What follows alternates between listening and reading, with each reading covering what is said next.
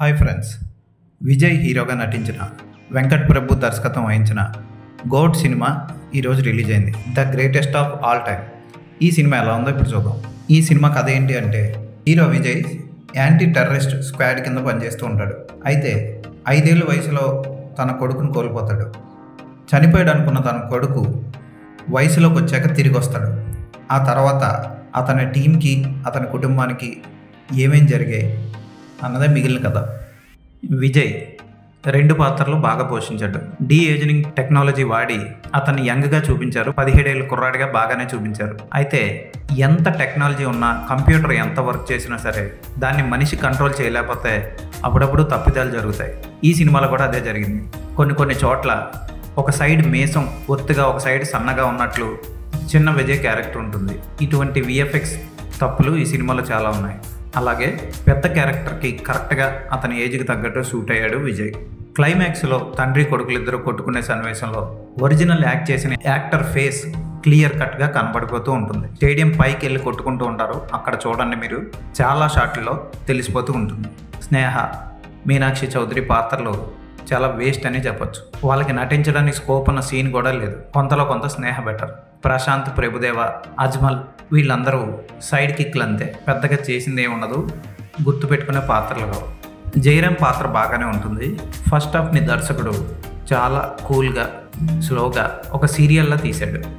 మనం కార్తీక దీపం లాంటి సీరియల్ చూస్తున్న ఫీలింగ్ కలుగుతుంది మనకి స్టార్టింగ్లో. అయితే సెకండ్ హాఫ్కి వచ్చేసరికి సినిమా అంతా యాక్షన్ మీద డిపెండ్ అయిపోయి హీరోయే ఈ సినిమాలో విలన్ అవ్వడం వల్ల చూసేవాళ్ళకి ఎలా ఓన్ చేసుకోవాలో అర్థం కాక మనం హీరోని ఇష్టపడదామా, విలన్ ఇష్టపడదామా అని అనుకుంటూ ఉండగా సినిమా ముగుస్తుంది. కాకపోతే నాకైతే విలన్గా నటించిన విజయ్ పాత్ర ఆకట్టుకుంది. దాన్ని అతను చాలా బాగా చేశాడు. అక్కడక్కడ మనకి స్పైడర్లో సూర్య గుర్తొస్తూ ఉంటాడు. అయితే ఇక్కడ ఈ నెగిటివ్ క్యారెక్టరే పెద్ద మైనస్ అని చెప్పాలి. ఎందుకంటే గోపీచంద్ నటించిన గౌతమ్ నంద సినిమా కూడా ఇటువంటి నెగిటివ్ క్యారెక్టర్ వల్లే ఫెయిల్ అయిందని చెప్పొచ్చు. కోర్స్ హీరోలు అందరూ నెగిటివ్ క్యారెక్టర్లు చేస్తే ఫెయిల్ అవుతుందని చెప్పలేం. ఎందుకంటే దాన్ని ప్రేక్షకుడికి కరెక్ట్గా అర్థమయ్యేలా చెప్పలేకపోయాడు దర్శకుడు. ఉదాహరణకి రోబోలో రజనీకాంత్ హీరోగా, విలన్గా 2 పాత్రలు బాగా పోషించారు. దాన్ని శంకర్ చాలా బాగా తీయడం వల్ల ప్రేక్షకులకి బాగా అర్థమై ఆ సినిమా హిట్ అయింది. ఈ సినిమాలో గౌతమ్ నంద సినిమాలో సంపత్ నంది ఏం ఫాల్ట్ చేశాడో సేమ్ ఫాల్ట్ చేశాడు వెంకట్ ప్రభు. ముఖ్యంగా సీరియల్ టేకింగ్ ఈ సినిమాకి పెద్ద మైనస్. ఫోటోగ్రఫీ కూడా అంత బాగోదు. ఫస్ట్ స్టార్టింగే ఎడారిలో ట్రైన్ ఎపిసోడ్, అక్కడ వాడిన గ్రాఫిక్స్ అన్నీ తెలిసిపోతూ ఉంటాయి. ఇక విలన్గా మౌనరాగ మోహన్ పెద్ద మైనస్ అని చెప్పొచ్చు. సెకండ్ హాఫ్లో హీరో చిన్నప్పుడు ఫ్లాష్ బ్యాక్కి మోహన్కి ఉన్న సన్నివేశాలు ప్రేక్షకుడికి అర్థమయ్యేలాగా హార్ట్ టచ్ చేసేలా చెప్పుంటే ఈ సినిమా మరోలా విజయం సాధించేది. దానికి తోడు సీరియల్లా సినిమా తీయడం వల్ల దానికి సరైన మ్యూజిక్ కూడా ఇవ్వలేకపోయాడు యువన్ శంకర్ రాజా.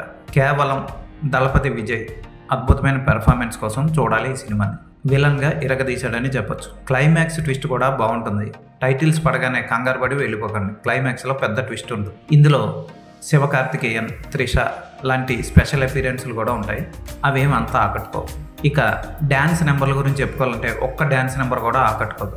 కొరియోగ్రఫీలు బాగాలేదు.